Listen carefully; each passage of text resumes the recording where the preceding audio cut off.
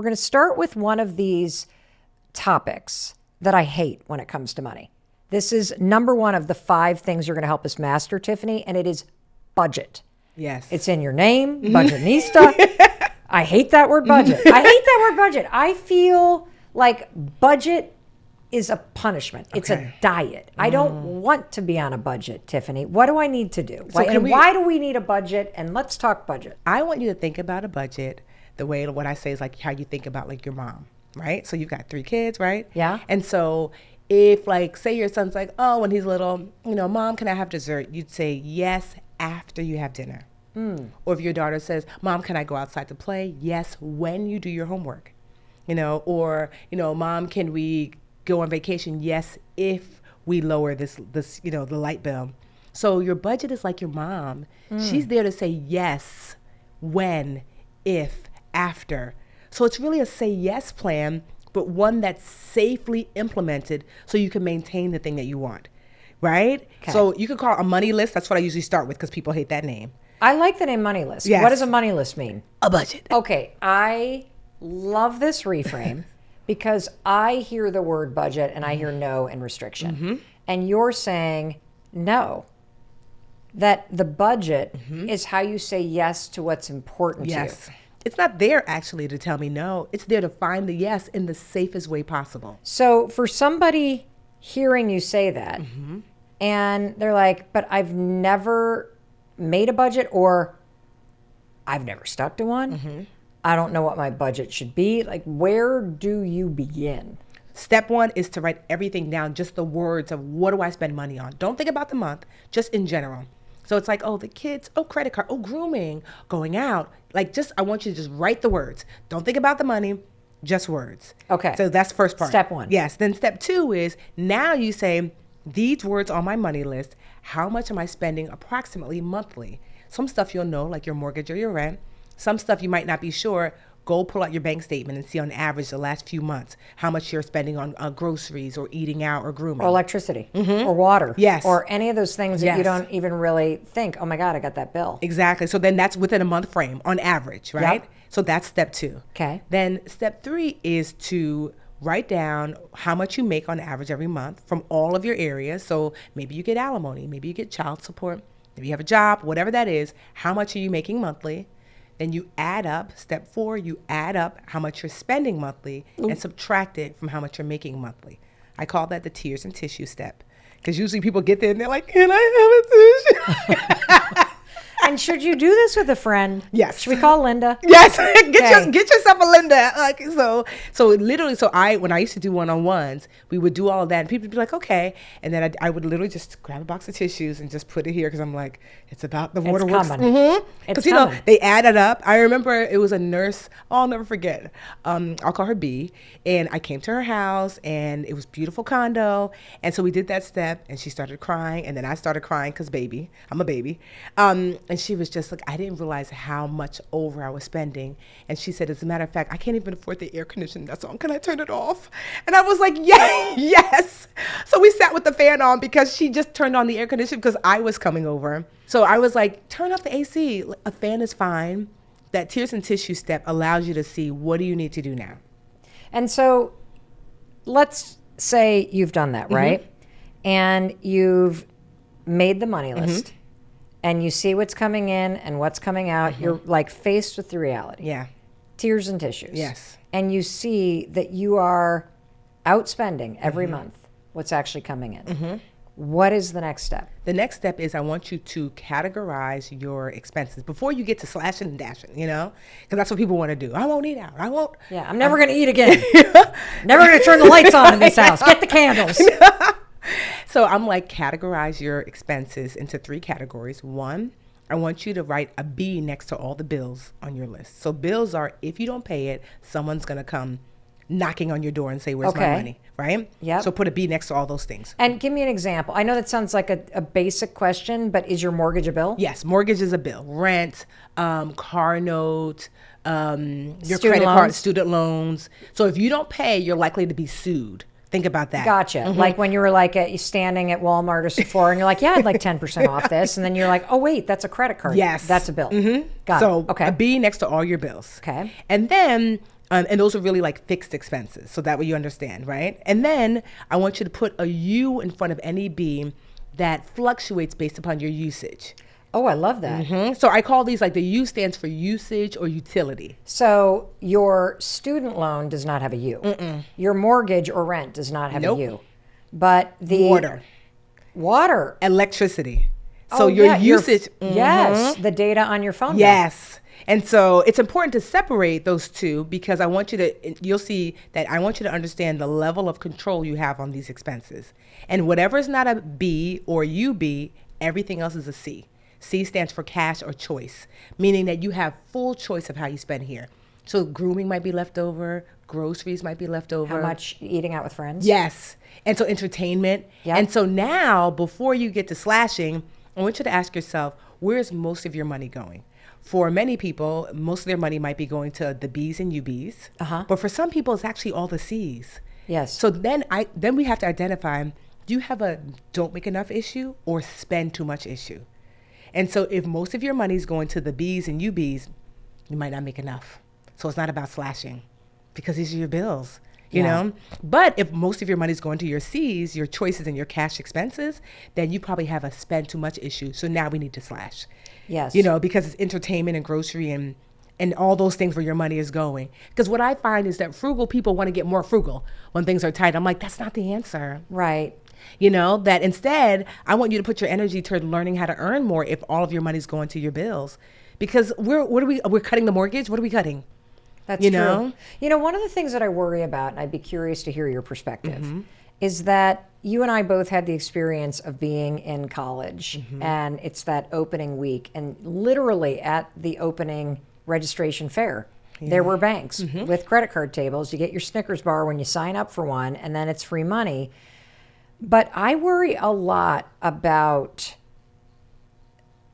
the fact that in today's world, particularly for people who are in their 20s and 30s, that social media has become like shopping with a click. And you and I had to leave our house to go spend money back in the day. And when I think about TikTok or Instagram, every other freaking suggested thing has a shop now button.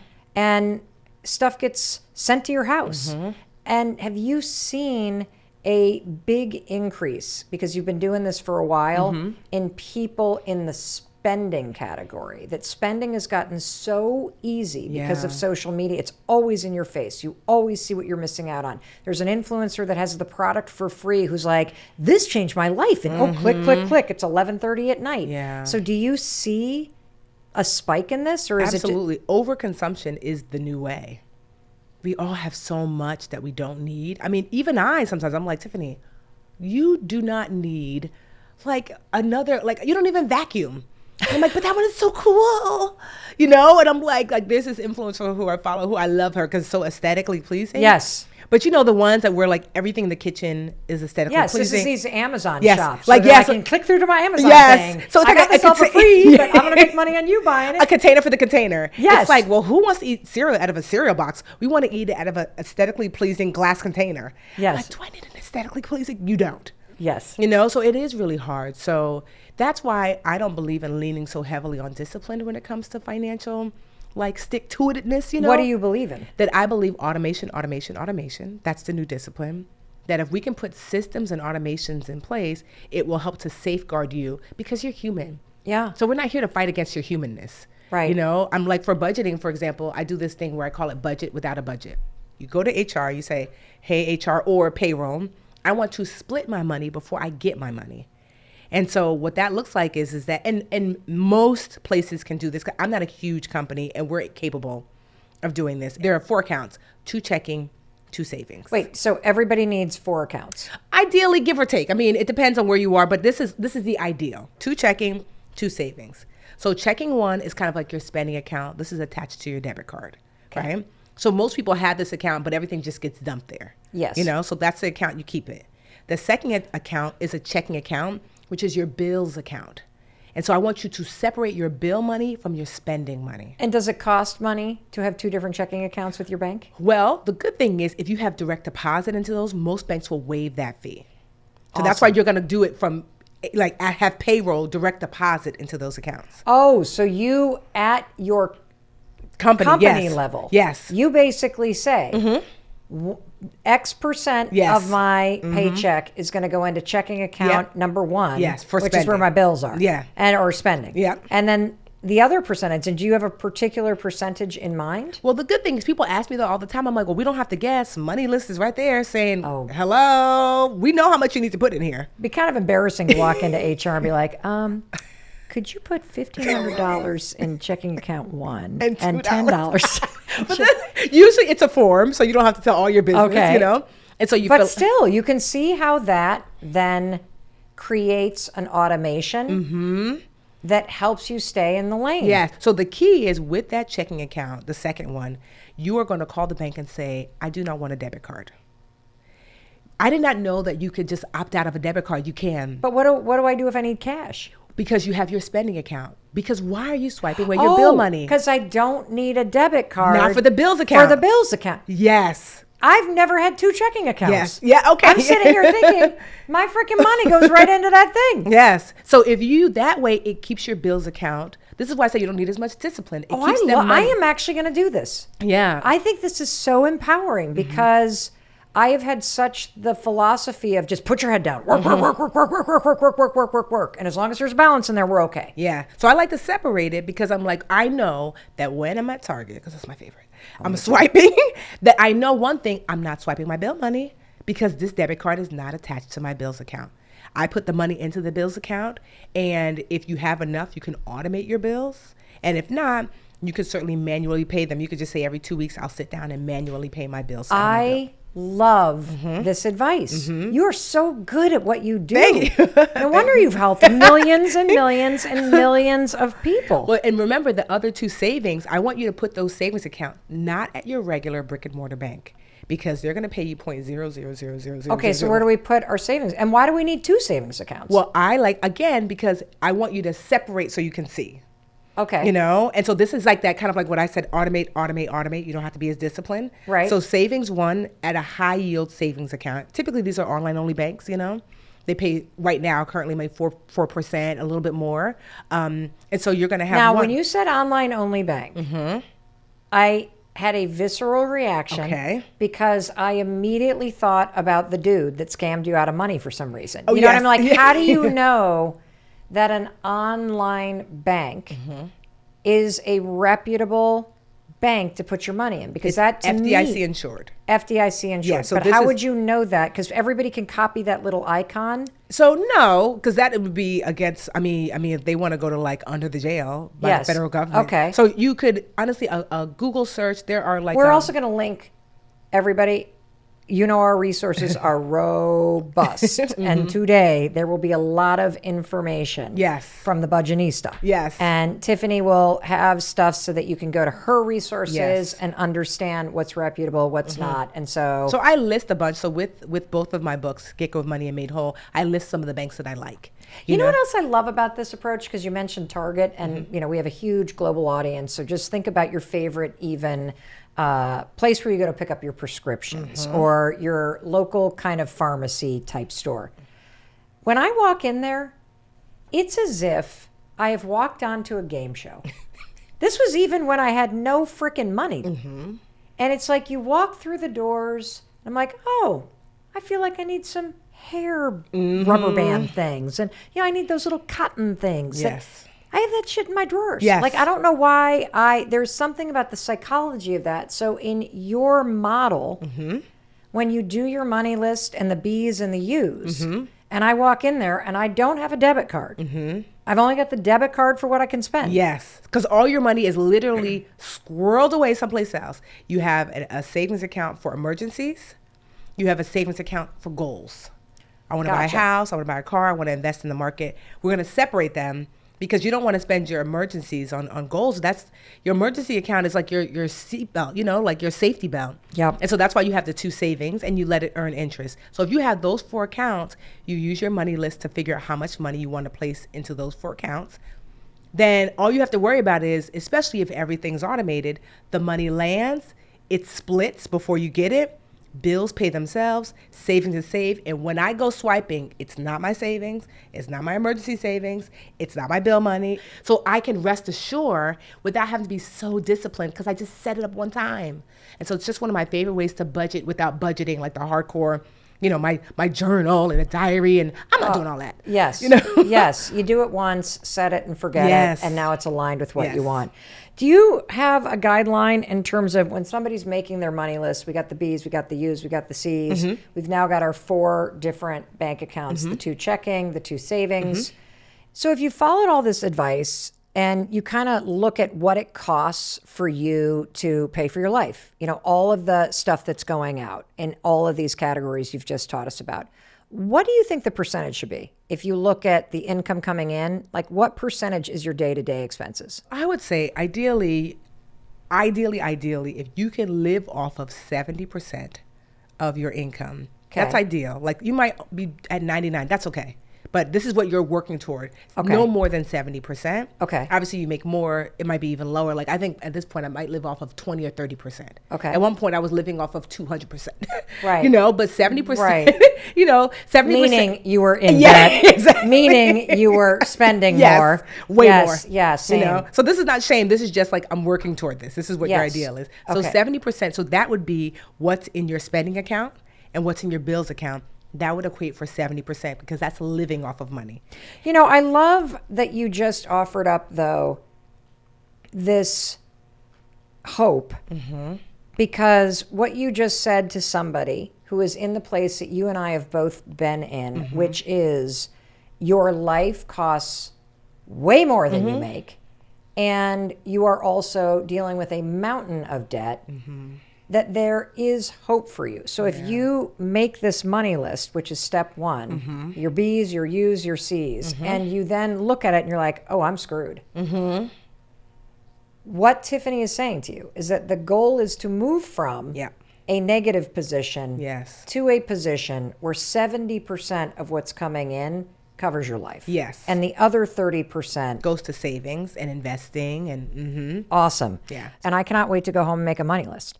Now, there are 4 other topics, Tiffany, that you're going to help us master. And so I don't want you listening to us to go anywhere. You're about to learn her amazing tips to increase your credit score. You'll learn about something that Tiffany calls dreamscaping, which is a critical part of you creating a plan and finding hope and enthusiasm to take all this advice and apply it. And what I love about Tiffany's approach, and I'm sure you're loving it too, is you're going to hear her say, you don't need discipline. You just need to understand these tricks. Stay with us. Welcome back. It's your friend Mel. We are so glad that you're here. And by we, I mean me and Tiffany Aliche. She's also known as the Budgetnista. You're falling in love with her as you listen to her.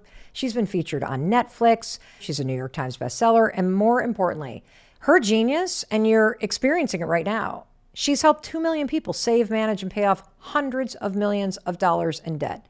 And here she is, showing up here for you, giving you relatable, world-class strategies in the 5 key areas that you need to understand when it comes to taking control of money. So you and I have covered budget with Tiffany. There are 4 more to go. And up next, debt. What do you do when you go through the money list and what you see is a lot of debt?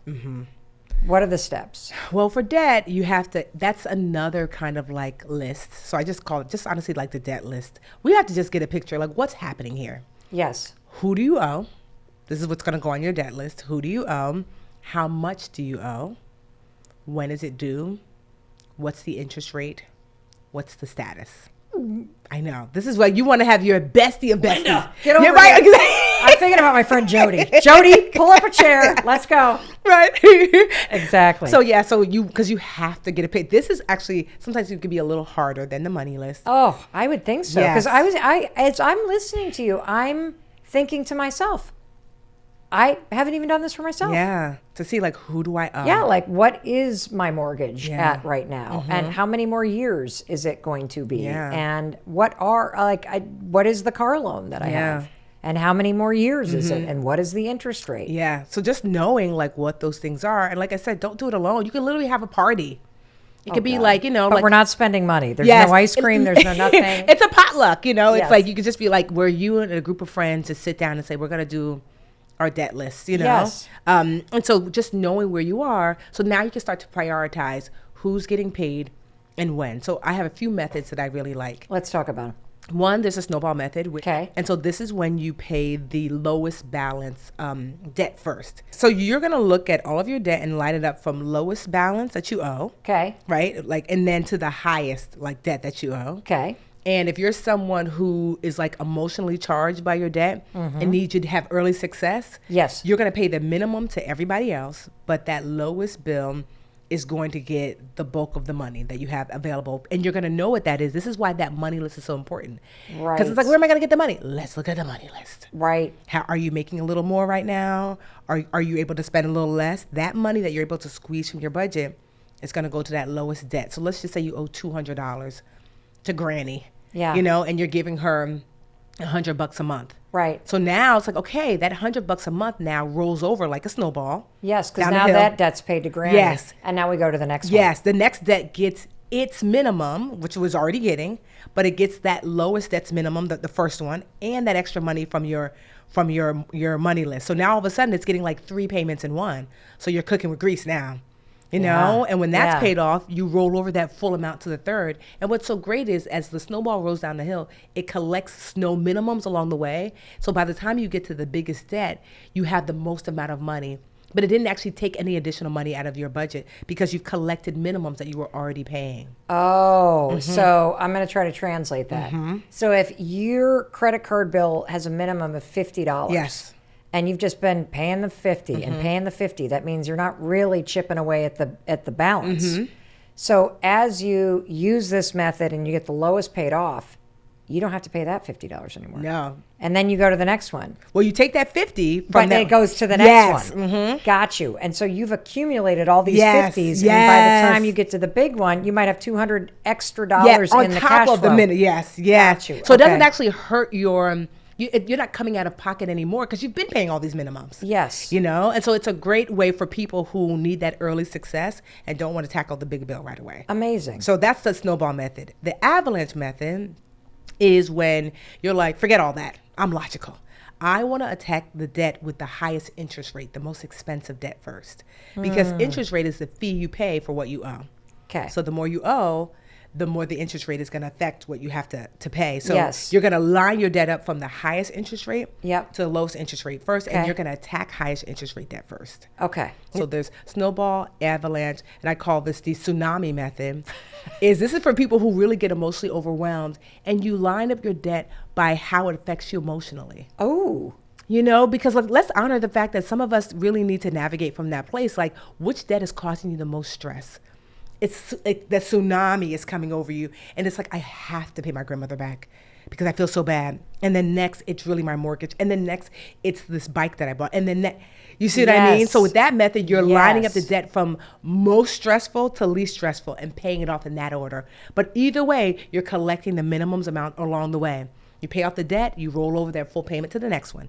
Pay off that debt, roll over all those payments to the next one. So that still stays the same. It's just the order that it depends on like what you need in order to be successful. We must have similar grandmas because I wouldn't want to have to face my grandmother either. They're knocking on the door, complaining again at the dinner table. So you have this concept that I absolutely love. That was budget that we've talked about. We've now covered debt. Yes. The third concept that you talk about is saving. Yes. How do you save, especially if you don't feel like you have money to save because you are just making the ends meet or not even? And sometimes you can't. I know people don't want to say that, but I'm like, I remember when it was like, I had a savings account because it was free, but that account was like, hello, is it me you're looking for?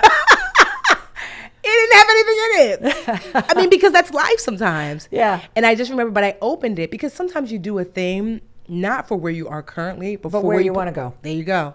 And so I opened up a savings account because they're typically free. And I said, one day I'll be able to put something in you.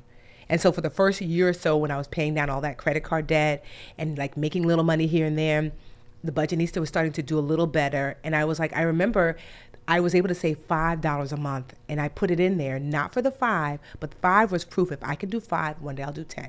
If I could do 10, one day I'll do 100. If I could do 100, one day I'll do 1,000. And so it was a placeholder for that one day. In the beginning, it's okay to acknowledge that you might have these 4 accounts and those 2 stay empty for a while. Yeah. Because there's not enough money. I love that you said that, because I can absolutely remember years of my life where there was a savings account attached to my checking account. I could not afford to put anything in there. It would literally be like 27 cents, you know, like that. And I made friends with the tellers.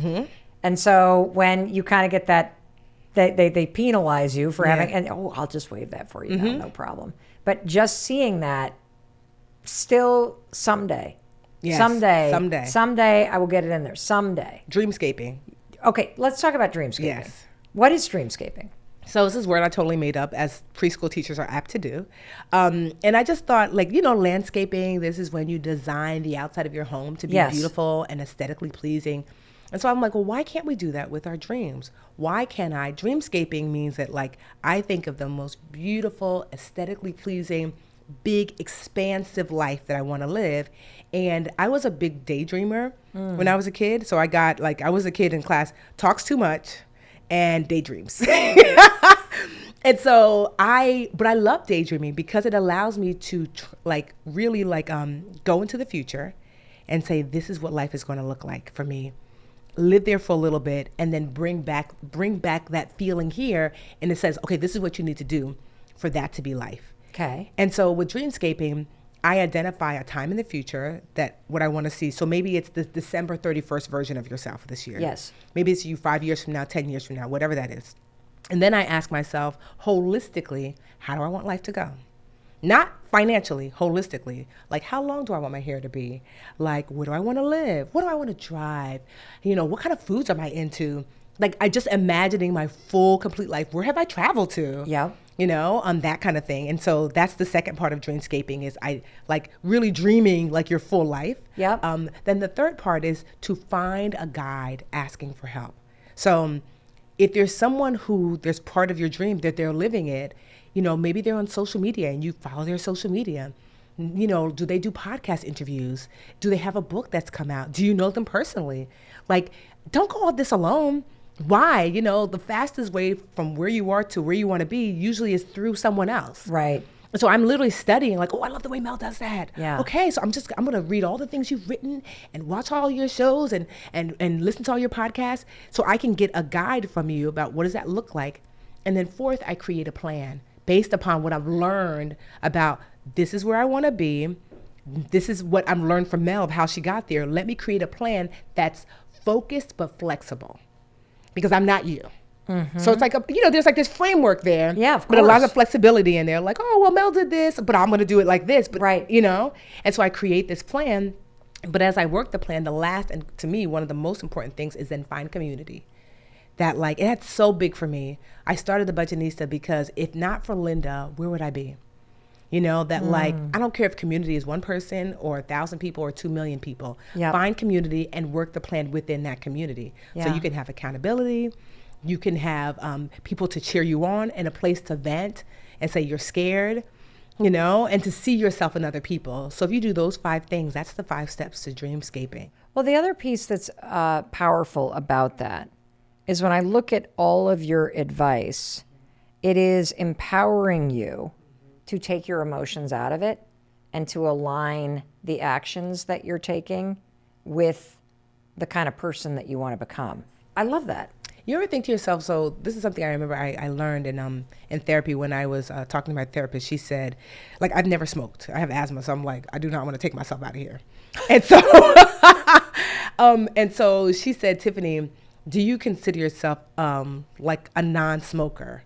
And I was like, no, because it doesn't even resonate because I just don't smoke. That's just not part of like who I am. Okay. So I don't even associate smoker, non-smoker. I've just never anybody who smoked.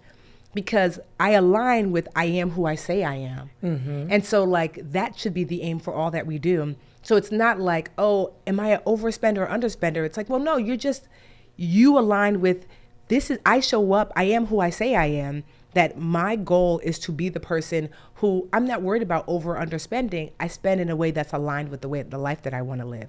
Do you see what I mean? Not attached to that label. I do. I feel very empowered as I'm listening to you about going and creating a money list and going and doing the debt list and just really getting a very clear picture for myself, so that I can decide in the dreamscape model, well, what is the story I tell about myself to myself in this category? Yes. Because clearly, if I wanted to get good with money, then I've got the expert right here and I follow your steps and I can easily learn it. And so can you, as you're listening to this. You have this concept that I freaking love about paying yourself first.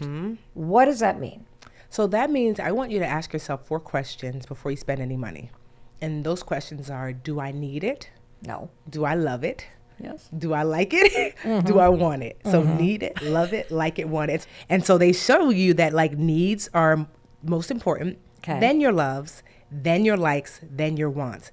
And so when I'm spending money, those are the quadrants. I try to stay on the half of needs and loves. So a need is something you must have in order to be okay. So bills, those UBs and Bs, those are your needs. Yes. You know, right? Now loves are different.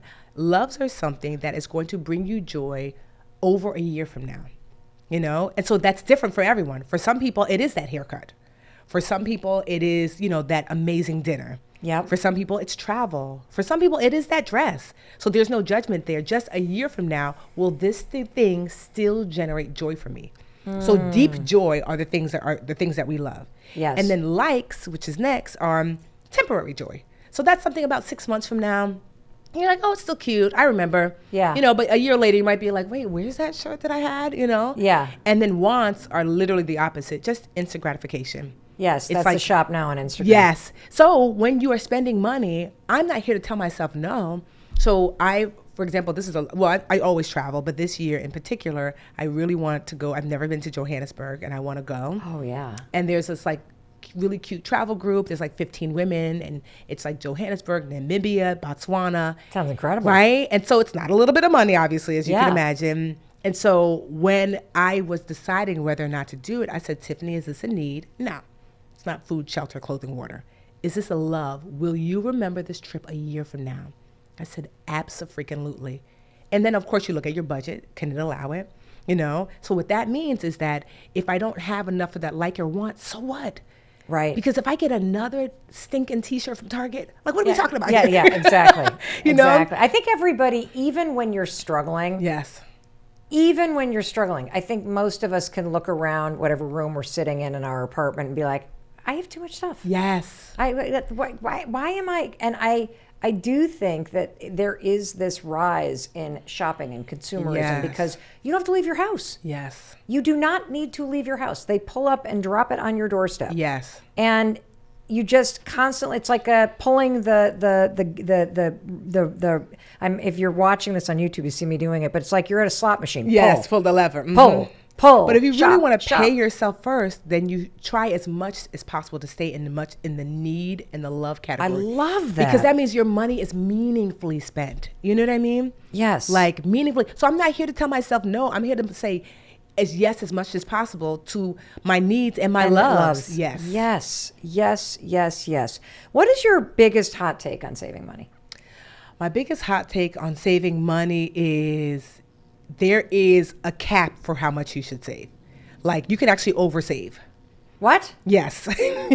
I've been an oversaver where I had so much money saved because there is a point where it's like no more than a year's worth of emergency savings is necessary for savings. I mean, at one point. You're not talking about investing. You're just talking about savings. Yeah, saving. Okay, great. So depending. So my mom was a nurse before she retired. Yep. Right. So 3 months was enough for her. My sister's an engineer, 6 months is fine. Me as an entrepreneur, I feel more comfortable with a year. But anything above that, you're actually losing money. because savings is not really growing. Oh. You know, it should be put to work. The purpose of, I want people, because people get mad about savings. They're like, I want all my money to be put to work. But every belt is not meant to be a fashion Gucci belt. Some belts are safety belts. It's not for fashion. That's right. So, Your car yes. has a buckle belt in it. I'm sorry, it's not monogrammed. It's not monogrammed. Yes. Right? The intention is for safety. And that money, although it'd be nice if savings grew astronomically, that money is just for safety. I love that. Mm-hmm. And then the excess, that no more than a year, should be put to work. Absolutely. For some people, the excess is anything above 3 months. Some people, anything above 6 months. I say no more than a year. So too much savings is actually detrimental. There's like the law of diminishing returns. 1 glass of water, so good for you. 4 glasses, so great. 40, you're going to drown. Yes. That's the first time I've ever heard that. Mm-hmm. And I think for those of us that has lost your money or nearly lost your house or you don't ever want to be in that. Yeah. And so I probably have too much in terms of savings, but it's Yeah. just sitting somewhere where the market can't affect it, Yes. the housing recession can't affect it, but it's not doing anything. Yes. And Wow. money that's not being put to work is losing. Okay, so you're calling me a loser? No. Is that what you're saying? So we've covered budget, debt, savings. And now let's talk about number 4, which is credit. Okay. And this is a hugely popular topic with your audience, with everybody. How can you improve your credit score? So credit, if your issue is credit, congratulations, it's the easiest thing to fix. So I want you to just woosah, because credit is the thing that people worry about the most. Yes. But quite honestly, it's the easiest to fix. Credit is tips and tricks.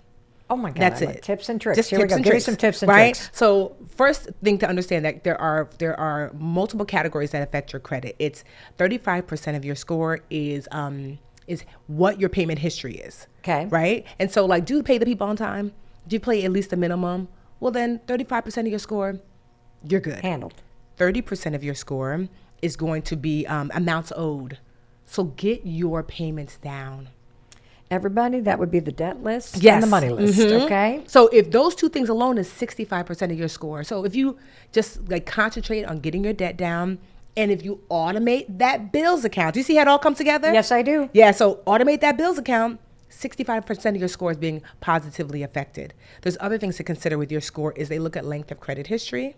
Okay. Right. So length of credit history is just how long have you had access to credit and have you been using it? Now, this is important because think about like, so you said your son is 17. Is he driving? He's 18. 18. Yeah, yes. Yes, he's driving. Right. So if your son said, "Oh, Mom, can I borrow your car? I've never been in an accident." And you're like, interesting, because you just started. Right. And then let's just say like, you have any siblings? Do I? Yeah. Yeah, I have a brother. So your brother says, "Sis, can I borrow your car?" Yeah. I've never been in an accident. So you've got 2 drivers, never been in an accident. One just got their license, one that's had it for years. It's not the same. It's the same for credit. Length of credit history says like, yeah, so you might not have any bad marks on your credit, but you're so inexperienced, you are a bad driver because you have not driven much. Got it. Yeah, so they call it a thin file when you have hardly any credit. So no credit is bad credit. Gotcha. Just like no driving experience is a bad driver. Gotcha. So you have 3 ways that you can boost your credit score pretty quickly, like even up to 100 points. What are they? Yeah, so my favorite way is, I learned this from like a debt lawyer. Okay. He was like, because after I lost everything and my credit score, Yes. like, I learned the embarrassing way. Like I was teaching like classes, because I told you, I was like, as I dig my way in, I'm going to teach. Yes. My credit score at one point was 802. So in class, I was showing people how to look up your credit score. So I look up mine thinking, clearly it's still in the 800s. God. It was a 530.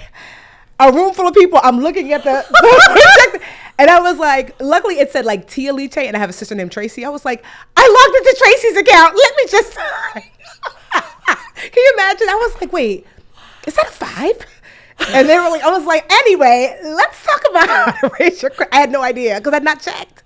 So I was like, how do I raise this 530? Because I had an active foreclosure because I lost my house. Yes. I had that credit card debt that was just mounting. Yes, from the scam. Oh my gosh. So one of the best things to do is, he said, pay off a credit card in full every month.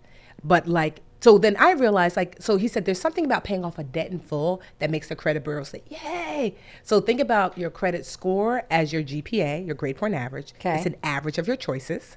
And financial choices. Yep. Think about the credit bureaus as your teachers. They give you your grade. Yep. And think about the credit report as your transcript. It has your grade, but like all the other like classes and things, like the real in-depth of what you've done with your life, your financial life, right?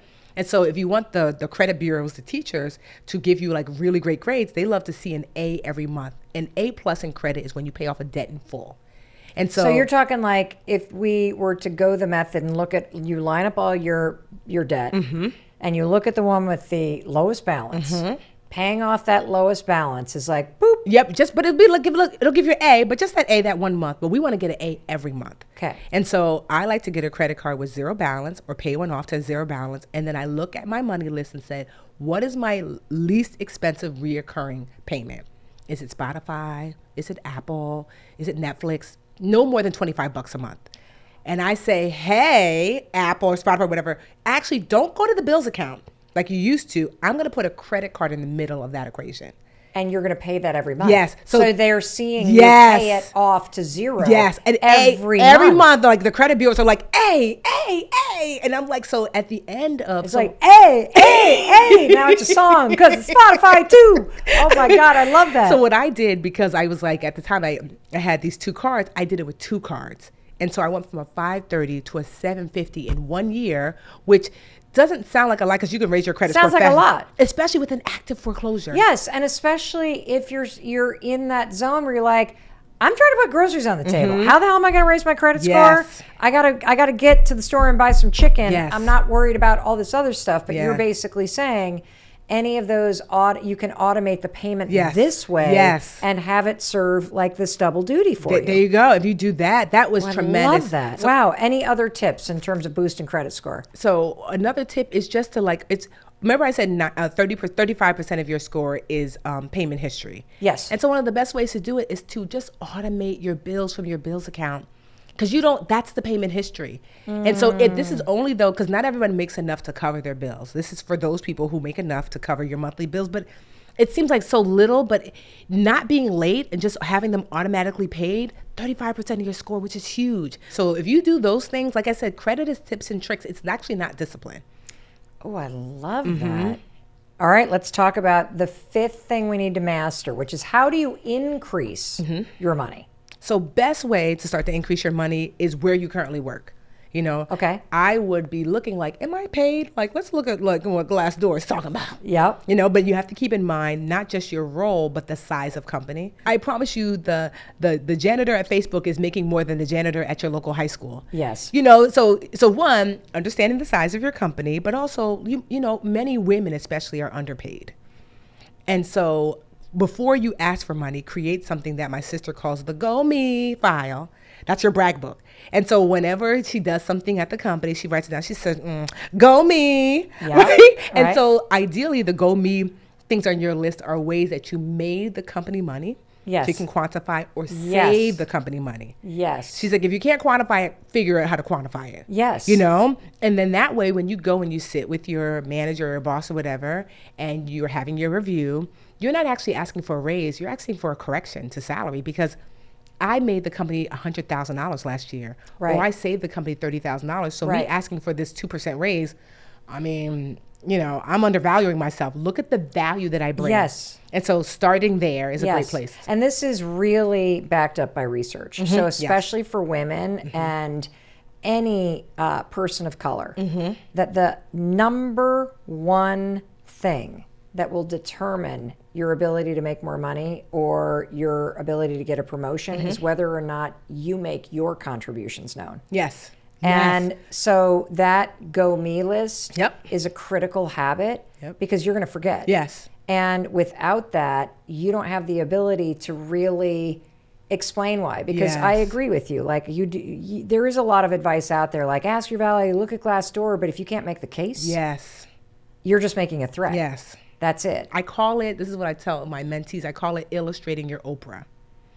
And so Oprah, right, is a type of, like, if right now in this room we said, hey, if we could gather, $300,000, Oprah is going to showcase all of us on her social media, open up her Rolodex, and help negotiate our deals. Like, we would gather that $300,000 so quickly because we know that it's worth hundreds of millions of dollars, right? Because we know the value of Oprah is so obvious that it's just illustrated in the way she navigates. And so whenever I'm not getting paid as much as I want as a speaker, or someone trying to undervalue me, I ask myself, have you illustrated your Oprah? Have you illustrated your value in such an obvious, overwhelming way that they're like, of course, we will find the money. Yes. And I think this is so important that we just take a minute and highlight this, because the tendency is to be angry at the employer or the client that you're offering a service for, that they didn't see my value. Yes. No. You didn't see your value.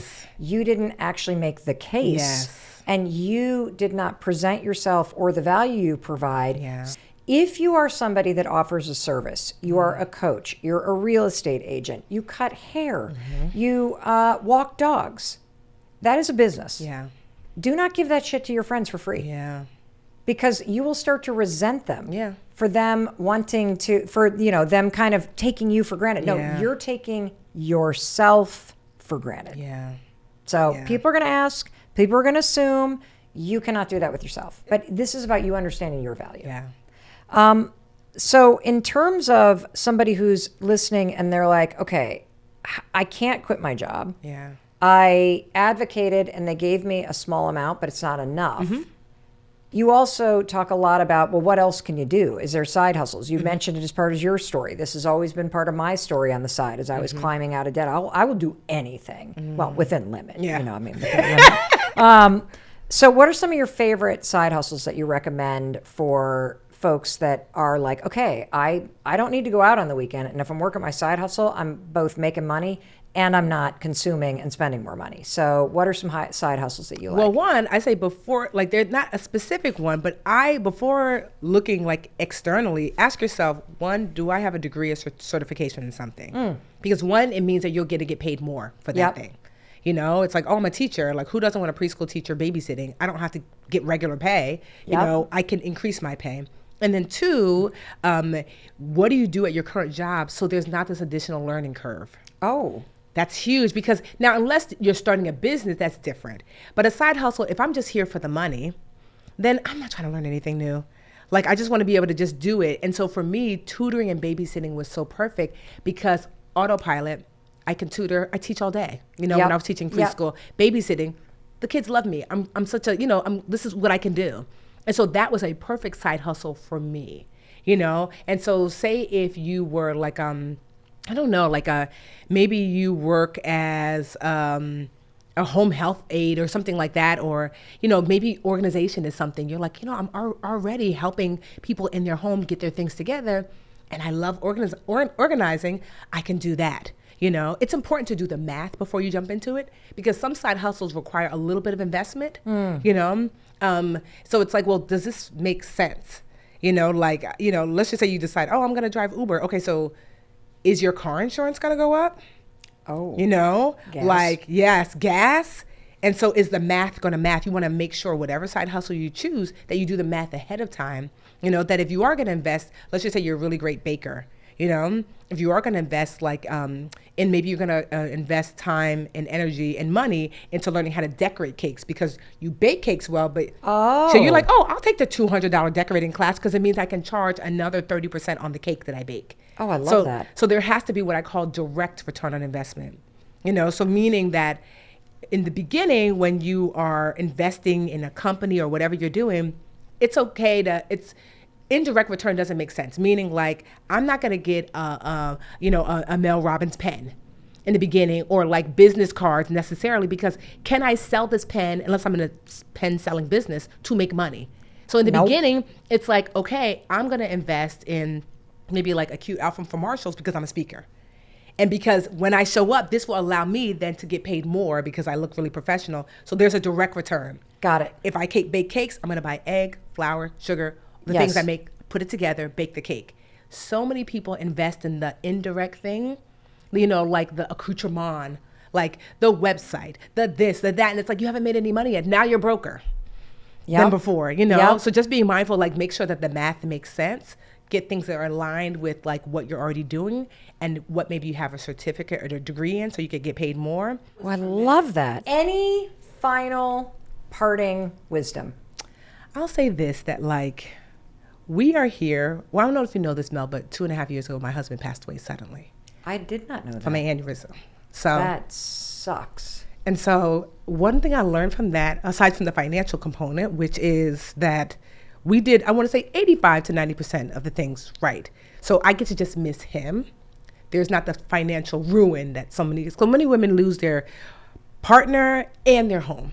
So that has not been the case for me. But what I did, what my therapist calls the gift of grief, is that it gave me perspective of what's really important. You know, like that all of this that you're learning today is not for money's sake. It's for meaning's sake, you know? Like, I hope you remember to put that first and center that, like, what is the real thing that you're wanting? To what end? Time with family, time with friends, you know, like purpose, whatever that is, to center that and to use the money to match to it. Because you might already have enough, you know? I didn't know I had enough. I was like the driver, like, oh, babe, we could do this. And he'd be like, well, I like our house. You know, oh, we could get this car, you know, if I work even harder. And he's like, well, the car's paid off. I like our car. And his thing was always, because I have a stepdaughter, Alyssa, he would always be like, well, if Liz is good and you're good, I'm good. You know? And it took for him passing away to make me realize that it's enough. Like, I have enough. I spend way more time with family and friends now. You know, like, so all that I work toward is to just bring back to center to enough. I don't need to collect any more, like, you know, I'm so happy my book made the New York Times bestsellers list, but honestly, like, what does that even mean? You know, we're here for a flash in the pan, and how will you spend that time? And I hope you spend it, like, on the things that mean the most: connectedness, love, purpose, and they use your money as one of the tools to help you achieve that life. You are a gift to all of us. Thank you. Thank you for absolutely everything that you poured into us today. I would love for you to talk to the person listening and guide them through the process of locating this core memory so that they have that with them as we move forward, and you help us define this philosophy that you've created called a rich life. I love it. Let's do it. Okay. So let's start. We're going to start in your early 20s. Okay. And we're going to zigzag throughout our conversation today. We're going to go back to childhood, and we're going to go to the future. We'll do it all, because that's what money is about. It's about understanding the seasons of life and how money interacts. Oh, I fucking love this. Okay. So in my 20s, again, that irrational joy came from being able to buy appetizers. And for everybody here, I want you to think about, you may have been in college, you may have been working at your first job. What was the thing where you said to yourself, I wish I could do that? Or am I ever going to be able to do that? And remember, it's not usually a big thing. It's not, I want to take a round the world trip and stay in all these fancy places. It's often an appetizer. It's being able to pay for your own vacation. It might be, a lot of people joke about it's getting the guac at Chipotle. It might actually be that. There's nothing shameful about a small, vivid aspiration that you had. How do you think everyone listening is going along with this journey so far, Mel? I think good. Amy? Okay. You think we're good? Okay, good. Yeah, my producer's like, this is fantastic. Okay, good. We got, good. I think we're all right there. I have a question to ask you to go a little deeper in this, because I noticed that, you've spent a lot of time studying psychology, and you, of course, help people change the way they think about money. And I would love to ask you about the way in which your formative years as a child and what you experienced as your parents' emotion or conversation around money, how that impacts your mindset around it. And, I'm asking that because I feel like it must be somehow related to this core memory of, I just wish I could go and take myself on vacation. I wish I could buy the guacamole. I wish I didn't have to worry about the needle on the tank of gas getting to empty and not being able to fill it up. And so for me personally, it's interesting. My parents, my father was the first person in his family to go to college, and he had to pay for it. And my mother also went to college and had to pay for it. And she ended up dropping out to have me. And then my dad got into medical school. And my mom worked nights for the IRS and my dad took care of me at night. And then she took care of me during the day. And we lived in public housing while he was a medical student and when he was a resident in Dayton, Ohio. And then I was in fourth grade when my parents were able to purchase their first home. And my dad did not pay off his medical school loans until late into his 30s. But here's the interesting thing about it. Even though we struggled, and I can relate to we never went out to eat when I was a kid. Not until middle school, anyway. And I never remember my parents being stressed out about money. What do you remember them saying about money? Nothing. I don't remember them talking about it. And I just had this sense, because there was this like ease about it, that if you need something, you figure out how to get it. That there wasn't a lot of griping or complaining. And I know they were trying to make the ends meet. And they come from very blue collar, modest families, hardworking. They were very hardworking. And so I just kind of got this thing like money's there when you work for it and you don't need to worry about it. And you know what I mean? Like not like I was spoiled or anything. That was not it at all. Yeah. But they didn't pass on the stress to me. Now, Chris's family had plenty of money, but there was this huge dialogue. You don't deserve that. We don't have it. You're not going to be spoiled. And so his butt is so clenched when it comes to money. Like the guy's like, how much does the guacamole cost? I'm like, dude, have you seen our checking account? You can afford it. Like he literally adopted this kind of gripping mentality. How does how does that impact the mindset that you have, your early childhood years? So you just gave us a fantastic journey into your childhood, and if you don't mind, please, I'm going to dive a little bit deep and kind of go. Shine a light on what you just told me. Okay. So a lot of this comes from my work on my podcast and of course on the Netflix show with individuals and couples. And many people believe that money is simply about numbers. And of course, the numbers are a very small part of how we experience money. So when you say your family never really talked about money, but there was a sort of ease about it, I'm listening, I'm going, okay.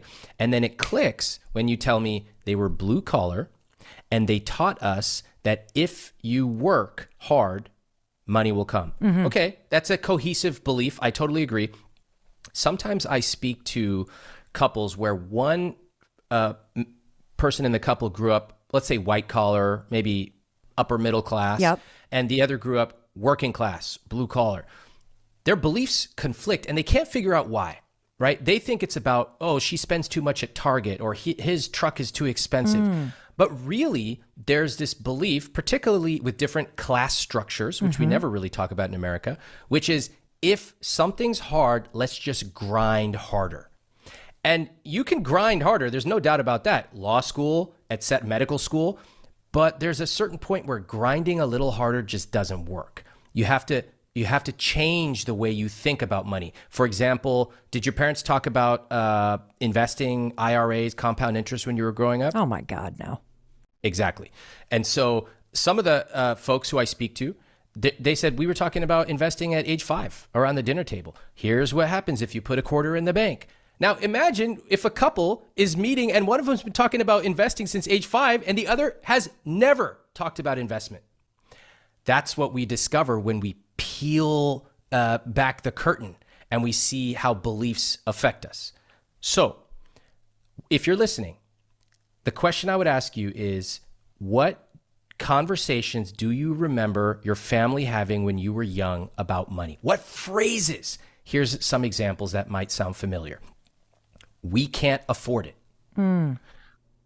We don't talk about money in this family. We're not like those people. We don't need a fancy car, vacation, eating out. Any of these sound? You heard these, or your friends heard these? No? But I have heard these. Okay. I'm nodding because I'm like, this is exactly what people hear. Exactly. And so here's the consequence of that. Okay. So you hear the most common one is we can't afford it. Yes. Parents just say this like it just comes out of their mouth. Parents, you got to stop, because let me tell you what happens. They end up 40 years later talking to me, and they heard we can't afford it 10,000 times growing up, just reflexively. Oh, I want shoes. We can't afford it. I want a trapper keeper. We can't afford it.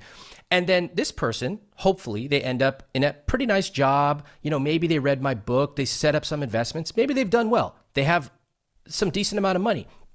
They come to me, they go, why do I still feel guilty ordering a salad when I eat out? And my partner is saying, we have the money. Look at our checking account. Why? Well, trace it all the way back to conversations you had starting at age 6. We can't afford it. And it really shows this key principle of money, which is the way you feel about money is highly uncorrelated to how much you've got in the bank. Okay, say that again. Yeah. The way you feel about money is highly uncorrelated to how much you've got in the bank. Most of us believe if I have $5,000 more or $50,000 more or $500,000, finally I'll feel safe. And I'm here to deliver some unfortunate news, which is that's never going to happen. Now, you can change the way you feel about money. You can, but a number in the bank is never going to change your feelings about it because it's uncorrelated. You've got to work. If you want to live a rich life, you got to do two things at the same time. One, you got to understand the numbers, the basic numbers of finance. You've got to know your savings rate. You've got to understand the rule of 72. This stuff is actually not complicated. It's really fun. We can talk about them. I'll give you a couple of ratios. It's easy stuff. It's like a sixth grader. I'm already zoning out on that. We'll get to that in a minute. But first, I want to hear the second part of this. The second one is you've got to simultaneously work on improving your money psychology. You've got to put a practice into place to start feeling good about money because so much of society tries to get us to feel bad. I love this. Those two things, you're going to be doing. I love this because whether you're listening right now and you've got millions of dollars in the bank and you're set for life, or you are nearly $1 million in debt, like my husband and I used to be over a decade ago, starting with changing your psychology around money changes absolutely everything. And that's what we're going to focus on today, because that is something that we all need to do. Even if you've made a ton of money grinding it out, putting your head down, you probably haven't enjoyed it.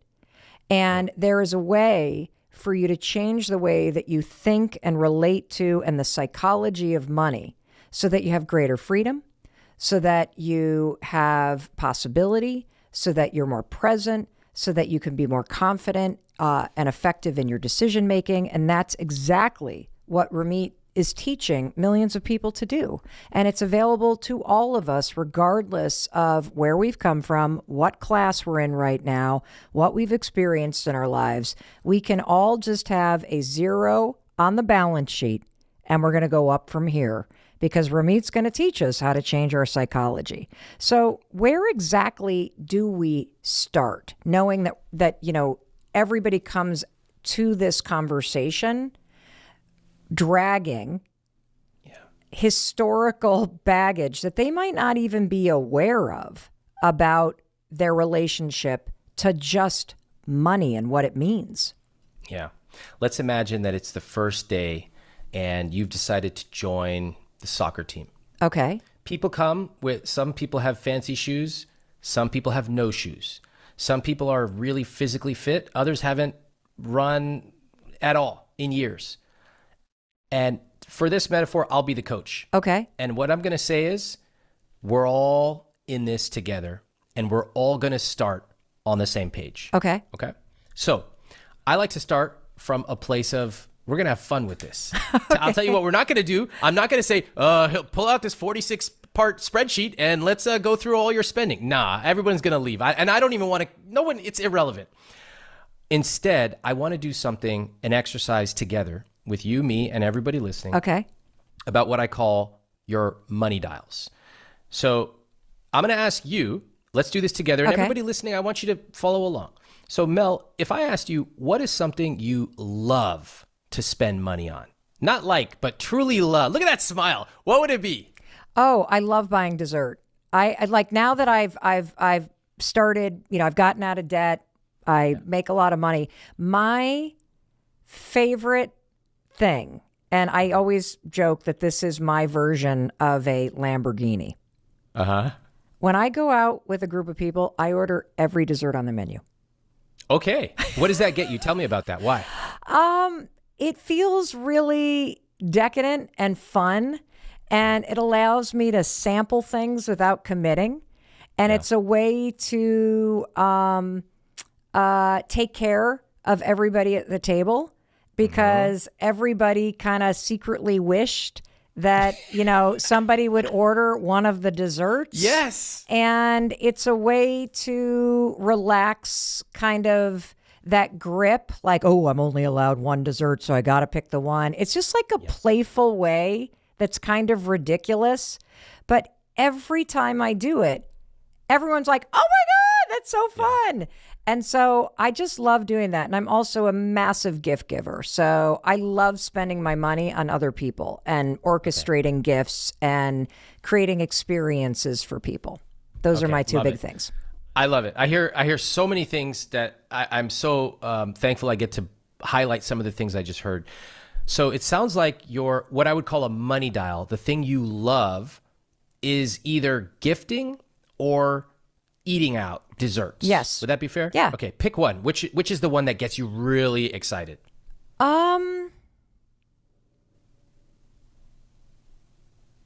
Gosh, I don't know. I kind of think it's desserts because you spent like 10 minutes talking about desserts. Desserts. Yeah. It's usually very obvious. Like people light up when they talk well, about because their I number also one feel money like dial. it is a gift. Because nobody does it for themselves. And it's ridiculous. Like, why would you order all the desserts knowing everyone's going to take one bite? Because we can. And because it's fun. And it's very abundant. Yeah. And it's about abundance and play and like that kind of, it makes me feel like a kid almost.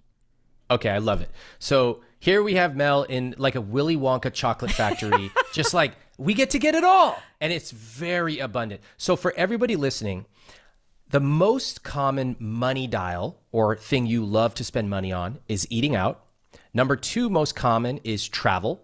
Number 3 is health and wellness. Number 4 is convenience, which happens to be my money dial. And there's a variety of others, you can search online. Okay, so that's great. For everybody listening, you should identify the thing you love and go into that detail. If you're doing it with a partner, notice how I asked her, why? Tell me what does it mean to you? Get curious. And then the second question I have for you, Mel, is if you were able to quadruple your spend on your money dial, what would that look like and feel like for you? I'd send those desserts to everybody in the restaurant. Whoa, tell me more. Just kind of spreading that exuberance and joy and this kind of psychologically, it's not financially extravagant if you can afford to do it. Like, it's not like you went out and spent $200,000 on a car, but there's this level of surprise and exuberance that and extravagance that kind of, there's delight, there's surprise, there's the fact that it tastes good. That if I spread that through a whole restaurant, I think the positive vibes that would go out and the positive energy that would swell in that space would be freaking unbelievable. Amazing. Okay, I'm gonna ask you to take that and extend it even more. Oh, okay. Because I know you're very successful. So let's say you eat out once a month, you could do that, no problem. It wouldn't even affect your bottom line. Let's turn it up even more. Not quadruple. Let's 10x it. Think expansively. Think beyond the confines of a restaurant. Well, the first thing that came to mind was the Ben and Jerry's Free Cone Day. Okay. That they celebrate it was this year their 40th anniversary by having a day where they give everybody a free ice cream cone if they show up. And they typically support a charity, right? Yeah. I think that's pretty cool. So you would do that, like a day of, let's say, outside of school or something, or some charity, you're just going to get an ice cream truck and rent it and do that. Well, when you said school, I was like, how cool would it be if like everybody got dessert at school for free? Okay. I love your answers. There is a cohesive thread that goes through them. It's generosity, it's surprise, it's delight, and it just happens to be around food. But I'm willing to bet in your life there's a bunch of other things like that. Yeah. Okay. So for everybody listening, take this example we just heard and apply it to yourself. Let me give you some examples that will help. Please. So for most people, like I said, eating out is their number one money dial. And when I ask them to quadruple it, they almost always say the same like PG rated joke. They go, well, I'd probably have to watch what I eat because I'd be eating out 4 times a week. Ha ha ha ha ha. I go, ha ha ha. And then I go, all right, listen, that's very linear thinking. The fact that you eat out once, so you're going to quadruple it, you're just going to eat out 4 times. That's linear. Like, okay, you could eat out 4 times a week, but are you going to eat at the same place? And people pause. They start thinking, oh, wait a minute.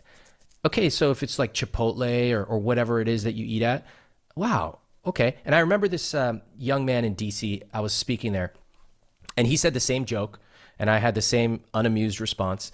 And I go, where would you eat? And he thought for a second, and he goes, you know what? I have a list of every Michelin-starred restaurant in DC. Young guy. I go, wow, okay, cool. You like food? He goes, yeah, I love it. I go, who would you take with you? And he got really quiet. The entire audience, pin drop silence. And he goes, I would take my family. Why? Because they could never afford to eat at places like that. Now that is a money dial. That is a vision of what you love today. And it could be modest, right? Buying dessert for your friends, that's very generous, also pretty modest. But when you understand, hey, where could I go with this? Could I turn my dial up 2x, 4x, 10x? What would it look like? It wouldn't just be more of the same. I might change the quality. I might change the frequency. If I love clothes, as a young woman in Pasadena did, I asked her, you going to still shop at the same place, H&M? She goes, no. And when we really explored and played, we came up with this idea that one day she could fly to Italy with her mom and they could get something custom made together in Italy. Now, she can't do that today. She can't do it tomorrow. But now she has a vision of what excites her with money. That's how we get started. Why is it important to start with a vision that's exciting? Because money is such a drag for most of us. When you think of money, what are the first words that come to mind? Debt. Yep. Restriction, overwhelming. Mistakes. Am I too late? Mistake. It sucks. So are we surprised that Americans have terrible financial behavior? Well, I'm not really surprised when everything around us basically tells us, don't pay attention to this until it's too late. I mean, it's more exciting to talk about flossing than it is to talk about money. It sucks. But if we start talking about, oh my God, I love to eat. I'm unapologetic about spending extravagantly on the things I love, as long as I cut costs mercilessly on the things I don't. Well, suddenly it's a lot more fun to talk about. It really is, because I think there's so much shame that we carry about money, because there's all these expectations that you have about how much you should have by now, what you should have done with it. If only had I invested back in the day in Apple, like I missed these opportunities. I should have done this. I should have done that. And that sort of negative story that you keep reinforcing to yourself that then has you go, oh, I can't buy the guacamole. I better not get a latte. Fuck. Yeah. It keeps you stuck in that story. But when you allow somebody to play and dream again, because money, it's not only psychology, it's sort of a vehicle to do those things. Exactly. Yeah. And I love what you said about the guacamole example, is that because we feel shame, because we feel like it's too late, our field of vision narrows, almost like if you've ever felt like you're about to faint. Everything shrinks, and we shrink our own desires. So I'll often ask people, what is your rich life? And you know what they always say to me? They always go, I want to do what I want, when I want. I go, oh, God, there we go. Okay. And then I go, wow, that's so interesting. I never heard that one except for the 8 million times I heard it. I go, so what do you want? And they are stumped, because we never actually thought about what our rich life is. And so then I'm gentle. I want them to come to it, but I also want to have a little fun with them. Yep. And so they'll say something like, well, I guess it would be cool if I had a beach house one day, but it doesn't have to be a big beach house. It could be small. It could be a shack. It could be dilapidated. I don't even need anything. I go, what the hell? We're talking about your rich life and you already shrunk your desires in 5 seconds? I don't allow that. I go dream bigger, and then let's figure out if your finances support it, what investments you need to make. And hey, maybe you're not going to get a 9-bedroom place in the Hamptons, but maybe you could get a beautiful place, rent it for a week, or buy it in 10 years, et cetera, et cetera, et cetera. So we minimize ourselves unnecessarily. And then that cuts off our access to authentic inspiration. Yeah. Nobody's inspired by a tiny vision. Nobody's inspired by the idea like, ooh, I could save 5% on coffee. Who cares? That's not exciting. It's so true. I guess I spent so much of my life causing myself a lot of unnecessary heartache. Yeah. And it's because I didn't know any better. And you're not alone. I mean, so many of us, myself included, caused so much heartache just by what we imagined was true that wasn't really true about life. True. And also chasing the wrong things. And I just know that this really matters. And so let's talk about first this study so that the person listening has context for why this study is so important, how it is different, and the impact that it can make on their life. So can you just tell us about the study? Sure. First of all, nobody would ever have dreamed when the study began that we would still be going today. It started in 1938, and it started with 2 groups of young men first, Harvard College undergraduates, so a very privileged group, and boys from Boston's poorest and most disadvantaged families, a very underprivileged group. And then eventually we expanded to spouses, we expanded to children. But initially, it was a study of thriving. The question was, what helps people make that transition from adolescence into young adulthood on good developmental paths? Mm-hmm. And of course, you know, with Harvard undergraduates, we think, well, they've got their lives all set up. They're privileged. But with the inner city boys, and they were on average about 12 when they entered the study, the question was, how do some children from really disadvantaged homes manage to stay on good developmental paths and grow up into healthy, happy adults? So both groups were studied with the question of what helps us thrive. And how did the study work? So you started in 1938. You've got a group of 2 very different people, right? Or that's the assumption, because they come from very different backgrounds. And how did the study actually work? Well, the Harvard group consisted of 268 young men, and the inner city group, 456. We started with medical exams, psychological interviews. We went to their homes and talked to their parents and sometimes their grandparents. And the workers made notes about like disciplinary style in the home and even what was being served for dinner in 1938.